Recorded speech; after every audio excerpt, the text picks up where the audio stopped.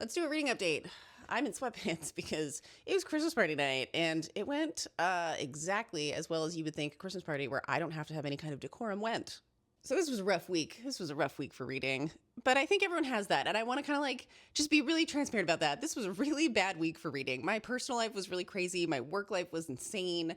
I didn't really get a chance to breathe, let alone read a book. So I'm not as far as I really wanted to be with everything, but I still want to talk about it because reading updates are still important. This has been my physical book, Sea of Rust. I'm not as far as I want to be. I'm only about a third through it, but so far I really like it. It's a super unique story. It's about robots and AI and the extinction of humanity, and you're following this one robot named Brittle, and you're seeing them survive in the Sea of Rust. It talks about things like climate change and extremism and political extremism and how moderacy, like do nothing moderacy, is such a big deal and how it leads to the downfall of humanity, and religious zealotry and extremism. It's really fascinating so far. I'm only a third of the way in.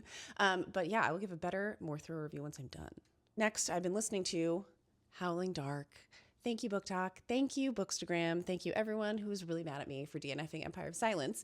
Howling Dark is so good. So far, I really like it. It slows down at paces, but like I'm learning that that's Hadrian. Hadrian, my little intergalactic space Eeyore, is really just kind of melodramatic, and Ruakio is writing him melodramatically. So I'm really excited to see how he changes and what happens later on. It makes me want to read the novellas. It actually makes me want to read the novellas because I want to see things from other people's perspectives, and I want to hear him shift his voice. I know it's single POV. I'm kind of like, do I want dual POV? But I think that's what the novellas will do. So I might give them a shot and concurrently do I can't remember the name of it, but the novella that's in between Empire of Silence and Howling Dark.